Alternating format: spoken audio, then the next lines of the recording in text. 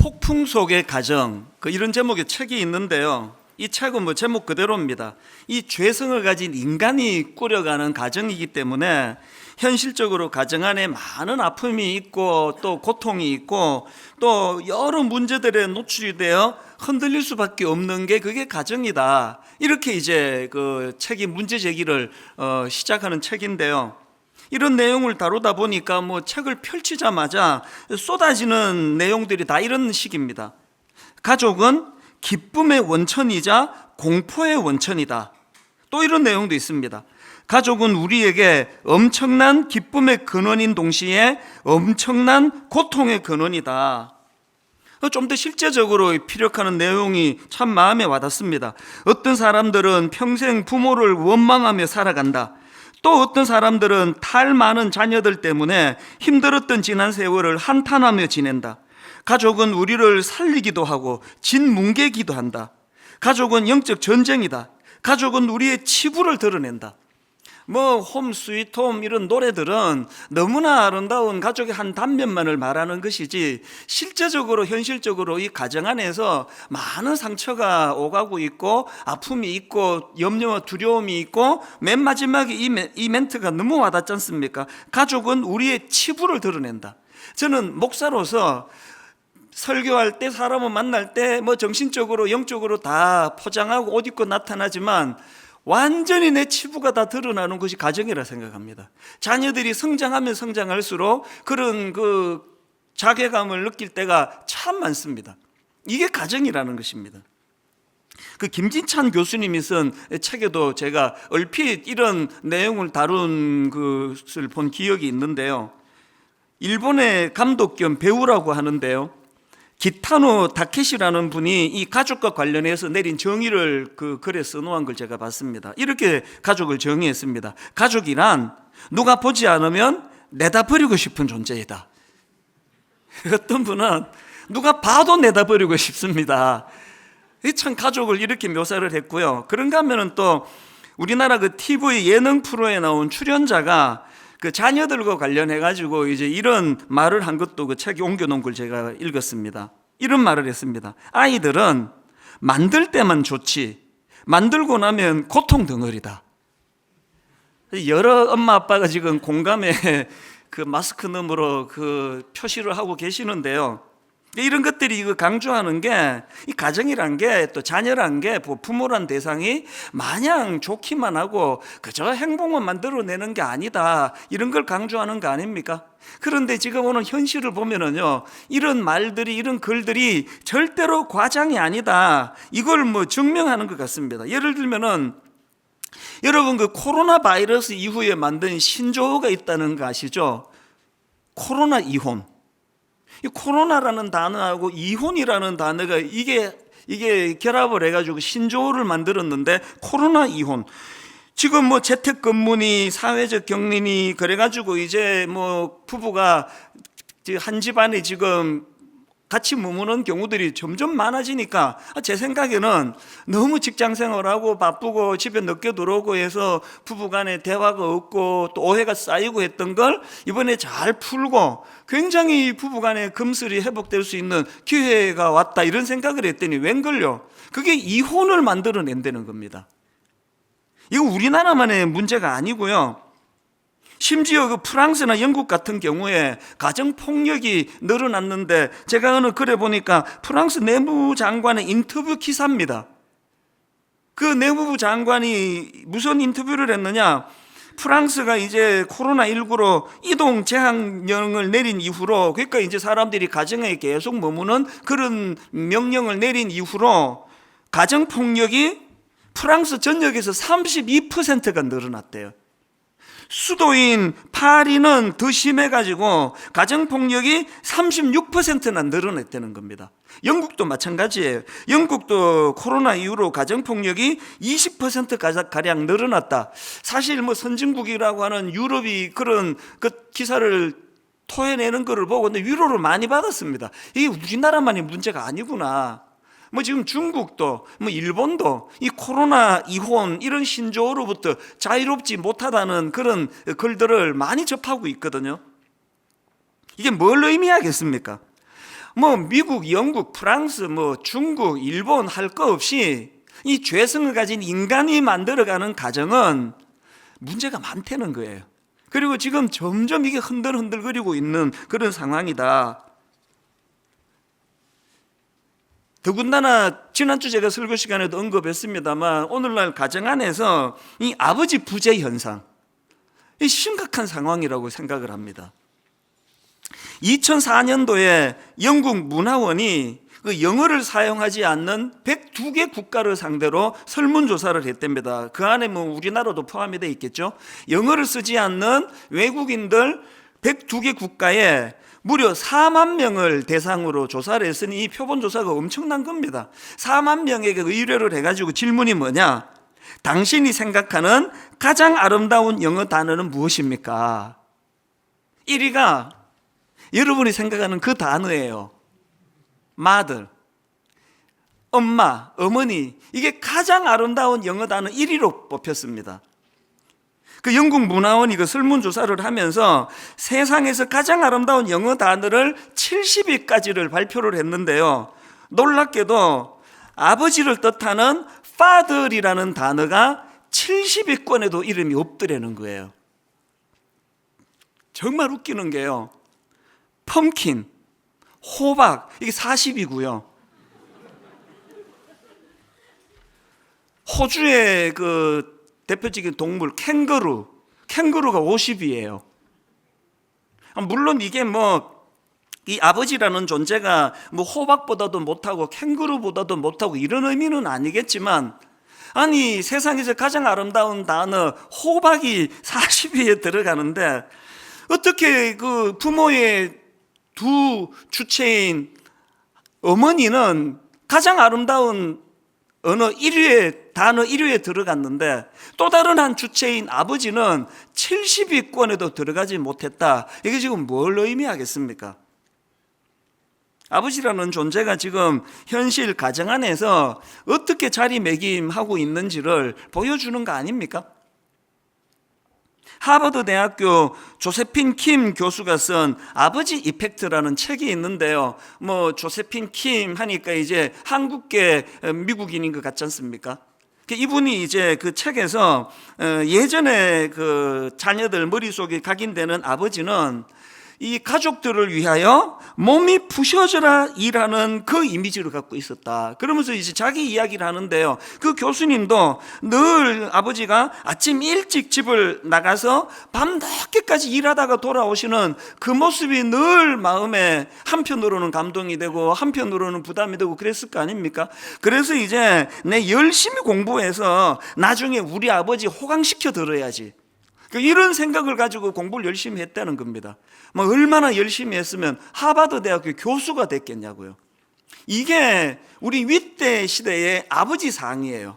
솔직히 말하면요, 지금 젊은 아빠들에 비하면 옛날 아버지들은 무뚝뚝하시고 뭐 걸핏하면 매드시고 그렇게 좀 호의적이고 호감을 주는 대상이 아니셨어요. 그럼에도 불구하고 아버지라는 존재가 자리매김을 하고 있었기 때문에. 그래서 옛날에 저 건너방에서 큰아들하고 둘째 아들이 막 그냥 소리 지르면서 말싸움하고 그러면은 아버지는 그냥 안방에서 헛기침만 하셨어요.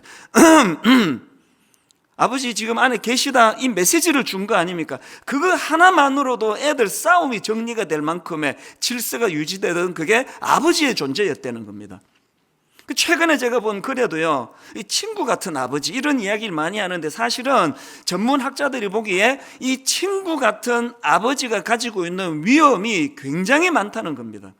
이 친구 같은 아버지가 되기 위해서는 먼저 그 아버지의 존재가 자리매김이 돼야 되는데, 친구 같기만 한 아버지, 이게 뭘 의미합니까?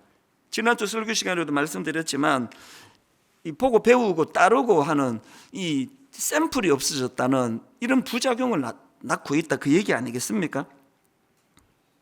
그 조세핀 킴 교수님이 쓴 아버지 이펙트라는 책에 보면은 그 저자가 어린 학생에게 이런 질문을 던지는 내용이 나옵니다. 아빠가 일찍 나가서 밤늦게까지 일하느라 집에 못 들어오시면 어떤 생각이 드니? 그랬더니 돌아온 대답이 딱 한마디였답니다. 일하는 게 좋은가 보죠 뭐. 그 아버지에 대해서 뭐 별로 관심이 없고 뭘 하시는지 뭐 상관이 없다는 이런 뉘앙스가 좀 담겨져 있는 거 아닙니까? 제가 이 설교를 준비하면서 뭐 여러 사람들에게 의도적으로 질문을 던졌는데요, 제가 참 가슴 아픈 게 오늘 이 시대의 자녀들이 아버지에 대하여 느끼는 이미지는 딱 두 가지, 아버지에 대한 또 행동이 딱 두 가지래요. 아버지를 싫어하거나 아버지에게 무관심하거나, 딱 두 가지로 아버지를 규정 지을 수 있다. 이런 게 과장이 아닌 게요, 실제적으로 이런 통계가 있습니다. 아버지들은 자기 자녀가 무슨 고민에 빠질 때 자기를 찾는다, 아버지를 찾는다, 이런 생각을 많이 하고 있대요. 이게 실제적으로 조사에서도 자기 자녀가 고민이 있을 때 가장 먼저 아버지를 찾는다, 그렇게 생각하는 아버지가 무려 51%가 아버지들이 그런 생각을 했는데요, 놀랍게도 당사자인 자녀들을 대상으로 조사해 보니까 자기들이 어떤 고민에 빠질 때 가장 먼저 아버지를 찾는다라고 대답한 자녀들은 4%에 불과되는 거예요. 이런 그 지나친 목의 중심, 우리나라 입시가 그걸 부추긴다고 저는 생각하는데요. 그래서 뭐 아이들이 좋은 대학 가려면 세 가지 조건을 좀 갖추어야 된다. 할아버지의 재력, 이거 참 그 괘씸한 말이에요. 할아버지의 재력, 그 다음에 엄마의 정보력, 그 다음에 세 번째가 아버지의 무관심. 끼어들지 말라는 거예요. 아버지는 돈만 대주고 무관심한 게 자녀 교육에 도움이 된다, 이런 말들이 공공연하게 뭐 회자되는 이 현실이, 이 지나친 목의 현상, 또 아버지 부재 현상, 이게요 아버지만 슬프게 하는 게 아니에요. 오늘날 우리 어머니들에게 과도한 자녀 교육의 짐이 지어져서 뭐 견딜 수 없이 무거운 짐으로 힘들어하는 게 또 이 시대의 어머니들의 모습 아니겠습니까? 저는 지난주에 이런 생각들을 쭉 하면서 이제 가정의 달, 또 어버이 주일을 제가 준비하면서 이제 앞에서 언급했던 폭풍성의 가정이라는 책을 제가 읽으면서 저는 이 책에 나오는 표현 하나가 대안이라 생각합니다. 이런 표현이 있더라고요. 가족은 영적 전쟁의 장이다. 가족은 영적 전쟁의 장이다. 연애하고 사랑하는 남녀가 만나가지고 사회학적으로 이렇게 분석하는 게 아니고요, 예수 믿는 우리는 이런 가정에 대한 현실을 영적인 문제로 풀어야 된다는 거예요. 제가 이런 의미에서 이 폭풍 속의 가정처럼 흔들리는 현실적인 가정들을 생각하면서 진짜 대안이 없는 건가? 정말 대안은 없는 건가? 이 고민을 많이 했습니다. 왜냐하면 저도 가정의 구성원이고 저도 새아이의 아빠이기 때문에 그렇고, 저도 사실은 가정에 들어가면은 이런 문제로 많은 고심을 하고 실험을 하고 있는 한 아버지에 저도 해당이 되기 때문이거든요. 대안은 없는 건가? 그러다가 제가 오늘 본문에 나와 있는 열왕기상 18장 19절을 떠올리게 됐는데요, 저는 특히 오늘 그 설교에 굉장히 중요한 그 매개 포인트로 두 산을 언급하려고 합니다. 오늘 본문에 엘리야 선지자가 주인공으로 나오는데요, 엘리야 선지자를 중심으로 두 산, 저는 이게 오늘 설교의 핵심 포인트에 또 가정회복의 대안이라고 제시하려고 합니다. 이게 무슨 말이냐? 오늘 본문을 포함한 열왕기상 18장과 19장에 보면은 엘리야와 연관된 산 두 개가 나오는데요, 앞에 나오는 산은 갈멜산이고 뒤에 나오는 산은 호렙산입니다. 이 두 산 중에서 갈멜산을 어떻게 규정할 수 있느냐? 엘리야와 관련해서 이렇게 규정할 수 있습니다. 엘리야에게 있어서 갈멜산은 영광과 기쁨을 가져다 준 승리의 산이다. 이렇게 갈멜산을 규정 지을 수가 있습니다. 자, 열왕기상 18장 19절 20절입니다. 그런즉 사람을 보내 온 이스라엘과 이세벨의 상에서 먹는 바알의 선지자 450명과 아세라의 선지자 450명을 갈멜산으로 모아 내게로 나오게 하소서. 아합이 이에 이스라엘의 모든 자손에게로 사람을 보내 선지자들을 갈멜산으로 모으니라. 여기 지금 두 번에 걸쳐 갈멜산이 나오는데요, 여러분 다 아시잖아요. 엘리야는 바알과 아세라 선지자 850명에게 도전장을 던집니다. 그리고 여호와의 능력의 불을 구합니다. 하나님 능력을 허락하여 주시옵소서. 그렇게 해가지고 놀랍게도 무려 850대 1의 승리를 경험하는데, 그 승리를 경험한 산이 그게 갈멜산이에요. 그 엘리야에게 있어서 갈멜산은 무한 영광의 산이에요. 하나님의 능력을 경험한 산입니다. 여기에 반해가지고 두 번째 나오는 산 호렙산은요, 엘리야가 경험했던 영광의 산이었던 갈멜산과 달리 엘리야에게 이 호렙산은요, 절망과 수치로 상징되는 산입니다. 왜냐하니까 이제 엘리야가 막 갈멜산에서 엄청난 하나님의 능력을, 불을 경험해서 승리를 하는데요, 그 승리의 기쁨이 채 가시기도 전에 복병을 만납니다. 그 당시 최고 권력자 아합 왕의 아내 이세벨이 강력한 도전을 선언한 겁니다. 그게 오늘 본문 열왕기상 19장 1절입니다. 아합이 엘리야가 행한 모든 일과 그가 어떻게 모든 선지자를 칼로 죽였는지를 이세벨에게 말하니, 이세벨이 사신을 엘리야에게 보내어 이르되 내가 내일 이맘때에는 반드시 내 생명을 저 사람들 중 한 사람의 생명과 같게 하리라. 암살하겠다는 거예요. 죽이겠다는 겁니다. 이게 여러분 뭐 지나가는 어떤 사람이 뭐 그냥 열받아서 쑥 던지는 악담이 아니고요, 최고 권력자 왕비입니다. 공언을 합니다. 사신을 보내서. 그 협박에 엘리야 마음이 무너져 내린 겁니다. 뭐 그 협박 자체도 강력했겠지만 그 과정에서 엘리야가 뭐 얼마나 지쳐 있었겠습니까? 저는 엘리야를 이해하는 게요, 분당 우리를 개척하고 18년 동안에 뭐 저만큼 하나님의 은혜를 많이 받아 순탄하게 목회한 개척 목사 아마 없을 거예요. 늘 저는 그걸 과분한 은혜라고 생각하거든요. 뭐 지칠 겨를이 없었던 게 너무 좋은 성도님들이, 누가 제게 아픔을 주고 상처를 줍니까? 지금 1만 성도 파송 운동을 선언하고 막 우신다는 이야기는 많이 듣는데 한 명도 저한테 없어 따지는 분이 없었어요. 왜 교회를 흩으려 그러느냐, 왜 나가라 그러느냐, 이런 교회가 어디 있겠냐고요. 그래서 저는 뭐 목회를요, 하나님 은혜로 그냥 뭐 너무 순탄하게 목회를 해왔는데, 그게 뭐 지치는 게 하나도 없는데 보면은 너무 지쳐 있어요. 상처를 뭐 우리 성도님에게 상처받은 적이 없는데 또 상처투성이에요. 누가 저보고 목사님은 그렇게 그냥 뭐 무임승차하듯이 하나도 힘 안 들게 개척했으니까 이제 개척 한번 더 하세요 그러면요, 하나님 나 그냥 데려가세요 그럴 것 같아요. 추구도 못할 것 같아요. 이제 더 이상 개척 좀 못할 것 같아요. 이게 엘리야의 상황이에요. 비록 지금 갈멜산에서 승리의 기쁨을 누렸지만 그 과정에서 얼마나 많이 지쳐 있었겠냐고. 거기에 그 이세벨이 불을 당긴 거예요. 그래서 일시에 와르르 무너져 버립니다. 요즘으로 말하면 급성 우울증이 온 거예요. 저는요, 이 엘리야를 보면서 위로를 많이 받습니다. 아무리 강력한 것 같고 뭐 대단한 영웅인 것 같아도요, 초라한 인간에 불과한 거예요. 그래서 이제 요즘으로 치면은 급성 우울증 같은 게 와가지고 절망해서 이제 오늘 본문 열왕기상 19장 4절을 보십시오. 이런 처량한 고백을 합니다. 자기 자신은 광야로 들어가 하룻길 중 가서 한 로뎀 나무 아래에 앉아서 자기가 죽기를 원하여 이르되 여호와여 넉넉하오니 지금 내 생명을 거두시옵소서. 죽고 싶다는 거예요. 그 과정에서 경험했던 산이 호렙산입니다. 그러니까 이 엘리야에게 있어서 갈멜산은 영광의 산, 승리의 산이라면 호렙산은 참 우울증으로 비참하고 초라하고 하나님 앞에 투정을 부리면서 그만 살고 싶다, 죽고 싶다, 그런 비참함을 경험했던 산이 호렙산이에요. 그래서 저는 지난 몇 주 동안에 이 갈멜산과 호렙산을 계속 묵상을 하고 자료도 찾아보고 하면서 저는 확신하게 됐습니다. 오늘날 이 위기를 만난 가정에 회복의 대안이 있다면 호렙산을 경험하는 거예요.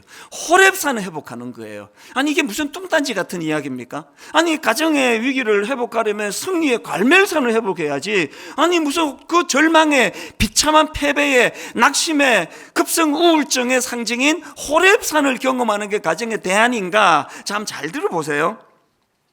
여러분, 이 두 산을 잘 분석할 필요가 있는데요, 먼저 이 호렙산을 경험해야 된다는 게 뭘 의미합니까? 가만히 분석을 해보면은 엘리야에게 호렙산은요, 겉으로 보기에는 비참한 수치의 산, 겉으로 보기에는 그 자기가 패배하고 그 여자의 그 한마디에 그냥 마음이 무너져 버리는 초라한 자기가 드러난 부각이 된 연약함을 드러낸 게 호렙산이지만, 그러나 또 한편으로 다른 차원으로 보면은요, 호렙산은 그렇게 초라한 자기 자신을 향한 하나님의 위로하심, 하나님의 강력한 위로를 통하여 새로운 꿈과 사명을 부여해 준 산, 그 산이 호렙산이거든요. 4절에서 로뎀나무 밑에 주저앉아가지고 난 죽고 싶다, 나 차라리 이렇게 사느니 나 좀 데리고 가시라고 그렇게 절규하는 초라한 엘리야를 향하여 하나님이 어떤 배려를 주십니까? 5절부터 가만히 그 내용을 보세요. 이면 너무너무 눈물 나는 내용이에요. 그렇게 로뎀나무 아래에 누워 자고 있는, 쉬고 있는 엘리야인데 5절입니다. 로뎀나무 아래에 누워 자더니 천사가 그를 어루만지며 그에게 이르되 일어나서 먹으라 하는지라. 본저 머리맡에 숯불에 구운 떡과 한 병 물이 있더라. 이에 먹고 마시고 다시 누웠더니 여호와의 천사가 또다시 와서 어루만지며 이르되 일어나 먹으라, 네가 갈 길을 다 가지 못할까 하노라 하는지라. 그러면서 호렙산으로 인도를 하시는데요, 왜 이게 눈물이 납니까? 저는 지금 엘리야가 얼토당토하는, 하나님이 이렇게 꾸지람해야 되는 상황이에요. 하나님이 지금 이렇게 로뎀나무 밑에 못나 이렇게 사느니 죽고 싶다고 그러면 하나님이 오셔가지고 야단치셔야 돼요. 니 지금 정신 차려라. 니 지금 갈멜산에서 패배했니? 갈멜산에서 능력의 불을 내려 그 850대 1을 승리로 이끈 하나님을 경험한 게 언제적 일이냐. 근데 너 보니까 내 진짜 한심하다. 갈멜산에서의 전투를 네 힘으로 했니? 권력자 이세벨의 그 협박 앞에 이렇게 주저앉는 게 난 도저히 이해가 안 된다. 그런 내용이 한마디도 없습니다. 제가 이 호렙산을 회복해야 된다는 건요, 아버지로서의 반성도 담겨져 있습니다. 저는 자녀 교육에 이 분석을 너무 많이 하는 아버지라고 생각해요. 이게 문제잖아. 내가 네 어릴 때부터 지켜봤는데 이거 고쳐야 돼. 너 이거 안 되면은 그거 되겠냐고. 왜 아이들이 아버지를 자꾸 피하겠습니까? 다른 집은 모르겠는데요, 우리 집에서 어머니는 너무 온순한 엄마예요. 기질적으로 그래요. 그리고 막 이렇게 따지고 묻는 거 별로 안 하는 엄마예요. 거기에 비해서 우리 집의 아버지는 목사가 돼가지고 막 분석 얼마나 잘합니까? 그래서 계속 잘 따져요. 저는 지난 한 주 내내 이 하나님을 보면서 아버지로서 내 자신이 너무 우울해졌습니다. 그러면 다 교육 잘한다 생각했는데 하나님의 교육은 그게 아닙니다. 얘가 도대체 왜 이 모양이냐는 그런 말씀 없으시고 그냥 천사를 통해 그를 어루만지기해요. 어루만져주세요. 왜? 나는 홀로 남았다 그러니까. 제가 이 호렙산에 임하신 하나님을 분석을 해보니까요, 엘리야에게 두 가지 의미가 있더라고요. 여러분, 첫째로요, 호렙산에 임하신 하나님의 모습은 두 가지인데, 첫째가 뭐냐? 초라해진 엘리야를 꾸짖지 않고 품어주시는 하나님이세요. 오늘 가정이 왜 이렇게 위기를 만났습니까? 우리 윗대 부모님은, 저희 어머니는 초등학교밖에 안 나오신 분이에요.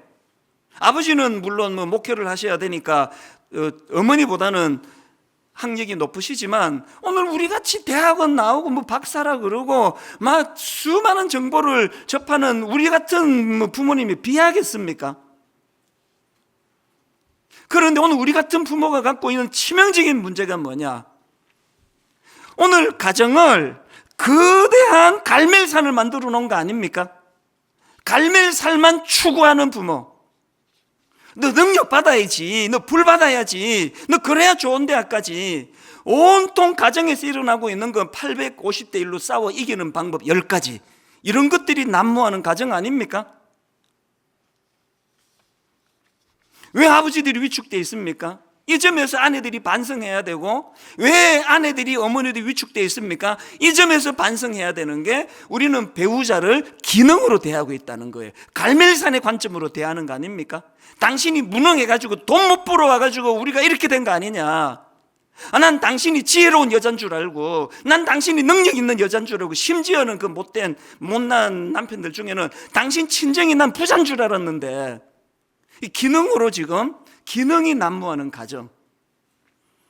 예수 믿는 우리도 예외 아니라고 생각합니다. 온통 부르짖는 건 하나님 우리 아들 불받아 850대 1 이겨 좋은 대학 가게 해주시기 원합니다. 우리 남편 월급 받고 승진하고 가정에 경제적 어려움 없도록 갈멜산에 임하신 하나님의 능력을 구합니다.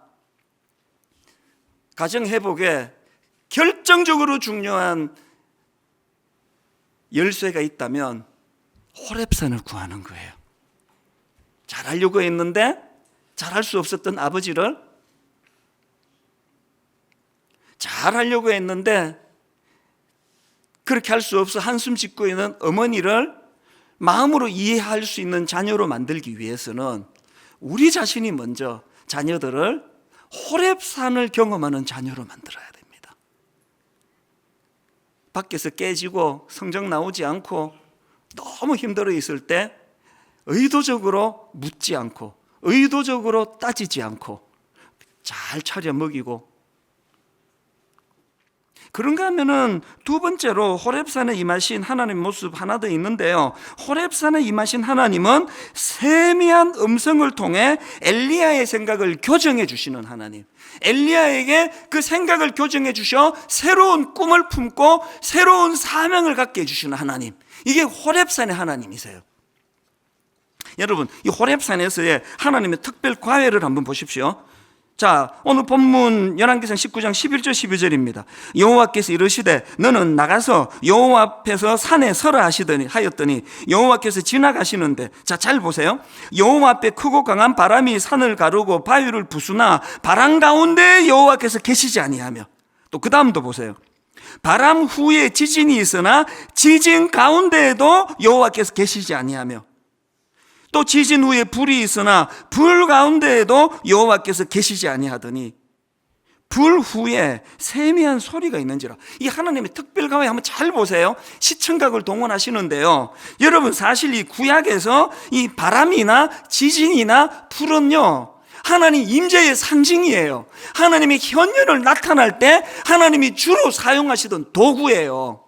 그런데 하나님께서는 그 하나님 임재, 하나님 현현의 상징인 바람, 지진, 불 등 불 이런 현상들을 시청각 교육으로 보여주시면서 계속 반복해서 하시는 말씀이 거기에 여호와께서 계시지 아니하더라는 거예요. 그러면서 하나님에 대한 12절 그 강조점을 달리한 12절을 다시 한번 보십시오. 또 지진 후에 불이 있으나 불 가운데에도 여호와께서 계시지 아니하더니 불 후에 세미한 소리가 있는지라. 엘리야가 왜 낙심했습니까? 아니, 내가 지금 죽을 힘을 다해 850대 1로 이기기까지 했는데 여전히 적들이 자기를 협박하고 하나도 달라지지 않는 백성들을 보면서 낙심해 있는 상태이기 때문에 하나님께서는 그런 어떤 현상들로, 외적인 표징으로 사람이 변화되는 것이 아니라 사람을 변화시키는 건 하나님의 말씀이다, 세미한 음성이다, 특별 교육을 시키고 계세요. 여러분 생각을 해보세요. 엘리야가 막 계속 갈멜산만 경험하고 막 갈멜산을 통해서 자기 행동이 확신하고 자기 능력을 확신하고 자기는 절대로 실수하지 않는다 하면 하나님의 특별 과외가 통하지 않습니다. 너무나 비참하게 로덴나무 밑에 죽기를 구할 정도로 비참한 자기 상태, 마음이 다 비워진 상태였기 때문에 호렙산에서의 하나님의 특별 과외가 통해지는 거 아닙니까? 저는 오늘 가정에서 예배 드리시는 분은 활용하시기 바랍니다. 이 상황을.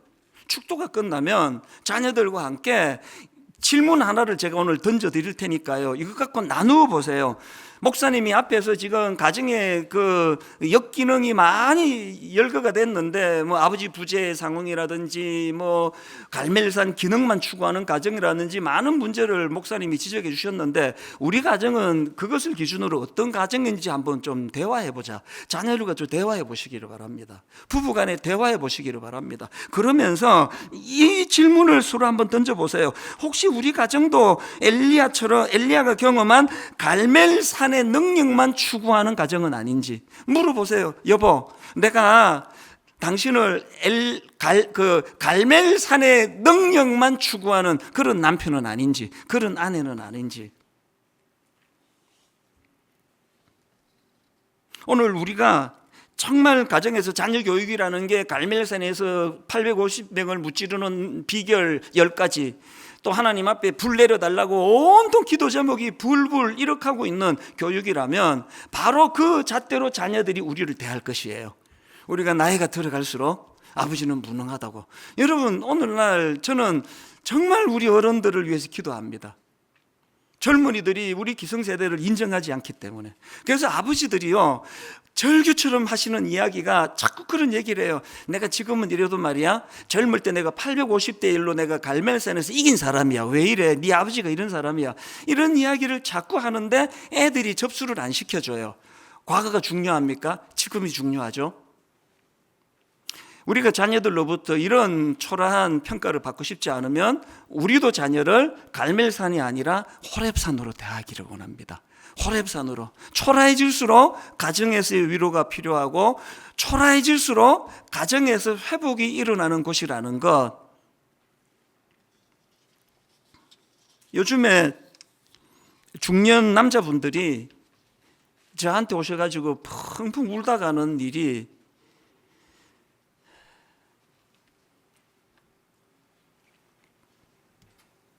왜 아버지들이 그 집에 가서 우시지 왜 저한테 와서 울다 가세요? 집에 가서 우는 거가 접수가 안 되는 게 가정이에요. 아버지가 이렇게 약하면 우리를 어떡하라고. 저는 가정의 회복은 아빠가 가정에서 아이들 앞에 울 수 있는 자리까지 가는 거라고 생각을 합니다. 아이들에게 마음껏 울 수 있는 아버지, 이게 호렙산이에요. 이런 생각을 제가 하게 된 건요, 한 2주 전입니다. 저에게 호렙산은 새벽이거든요. 장소 불문하고 항상 새벽은 저에게 호렙산이에요.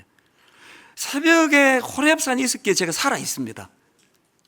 한 2주 전쯤에도요, 새벽에 하나님이 무슨 깨달음을 주시는가 하니까, 이제 이 코로나 바이러스가 딱 발생을 하고 이제 장례를 맞는 가정들, 그 가정들은요, 세상에 엄마 아빠가 아버지 어머니가 돌아가시는 너무나 슬픈 현실인데 아무도 위로받지 못하는,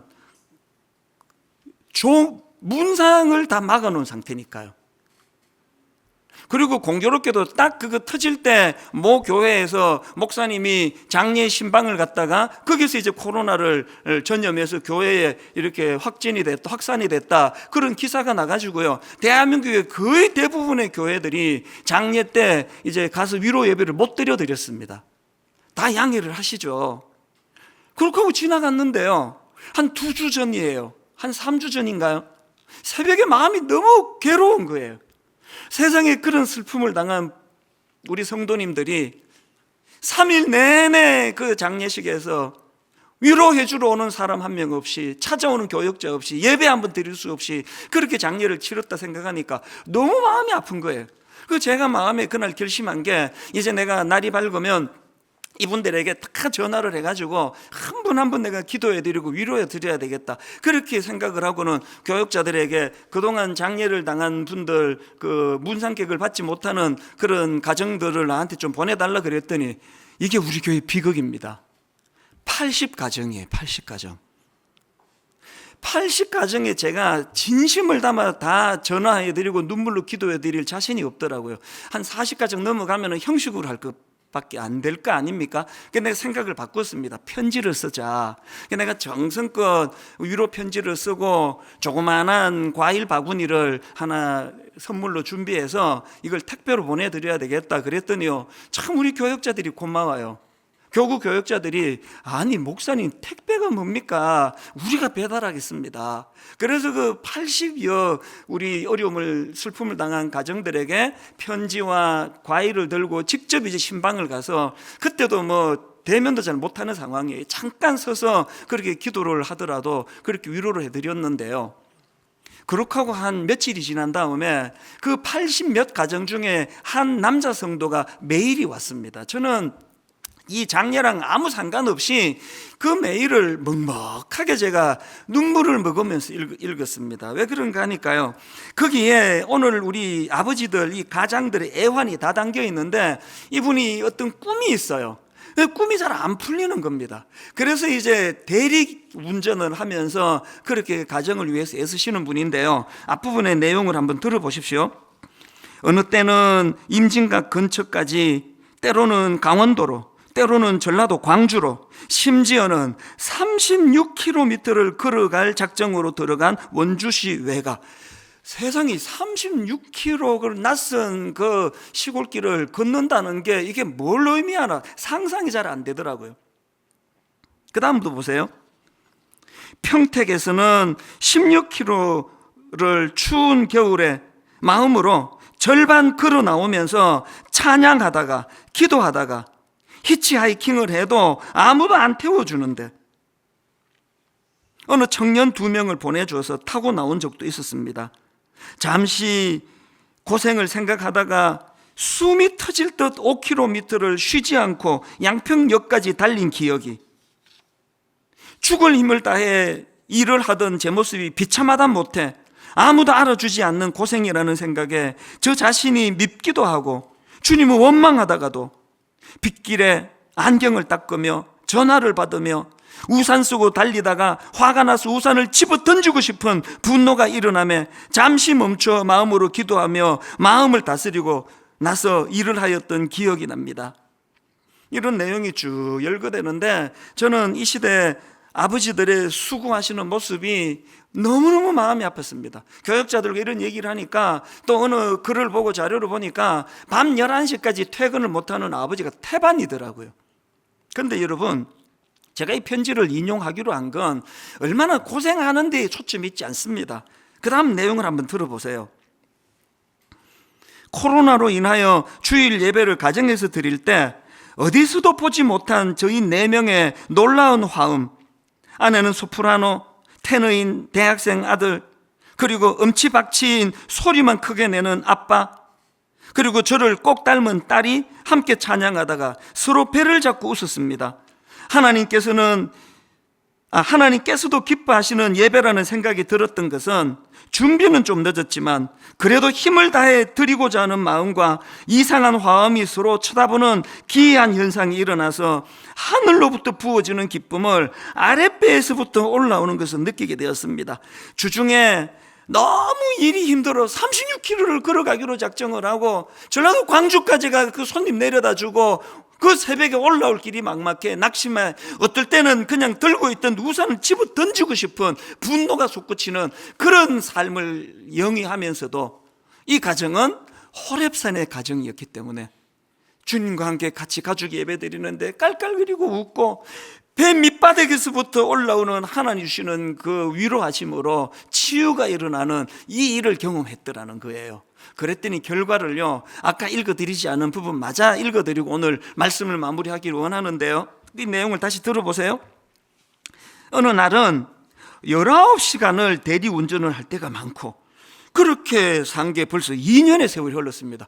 여러분, 하루 24시간 중에 19시간을 대리운전한다는 게 이게 가능한 일인가, 내가 많은 생각을 하게 됐는데 그 다음 내용을 들어보세요. 그렇게 몸은 몸대로 지쳐가지만, 자, 그 다음부터 보세요. 이제 그 손님들에 대한 이야기입니다. 때론 술이 덜 취해서 소통이 잘 되는 분들에게는 복음을 전하고, 심지어는 차에 뛰어내려도 안 죽고 강물에 뛰어내려도 안 죽고 손목을 그어도 안 죽는 자매를 데려다 주며 그때 주시는 하나님의 마음을 전달했더니 펑펑 울면서 다시 힘을 내겠다고 아파트 앞에까지 나와서 인사했던 기억이 납니다.